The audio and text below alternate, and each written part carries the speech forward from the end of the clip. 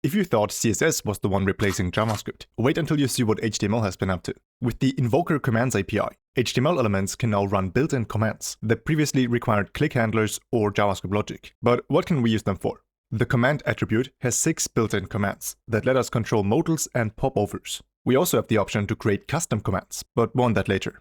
Let's start with modals. Now imagine you have a button that should open this dialog.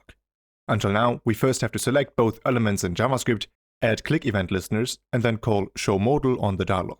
But now we can remove all of this. Instead, we now add 2 attributes directly to the button. The commandfor attribute points to the ID of the HTML element you want to control. Here, that would be the modal. And the command attribute tells the browser what it should do with that element. In this case, I use the built-in command show-modal. You have to write it exactly like this.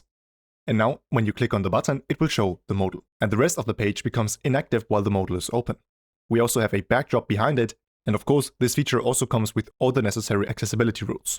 Now, closing the dialog is very easy. Inside the modal, we add another button. We point it toward the same dialog, and then change the command to close. So these 2 buttons can open and close a dialog without event listeners or any JavaScript functions. The relationship is visible directly in HTML. Now, there's also a third dialog command called request close. It also tries to close the dialog, but it first creates a cancelable close request. That is useful when the user has unsaved changes, or anything else that should prevent the modal from closing directly. You can check those conditions with JavaScript and then close the modal afterwards. Now, dialogs are only half of what these commands can control. We can also use them on popovers to create dropdown menus. For example, this button is controlling the account menu. The account menu is this div over here, which also uses the popover attribute. Now we can add a command. What do we want to do when we click the button? This time I use the toggle-popover command. Clicking the button will open the menu. Clicking it again will close the menu. And because this is a native popover, it appears in the top layer and can automatically close when the user clicks somewhere else on the page. There are also 2 more explicit commands called show-popover and hide-popover. These work exactly the same like show-modal and close. So for example, we could have a hamburger menu that uses show-popover, and inside there's a close button that uses hide-popover. It works exactly the same.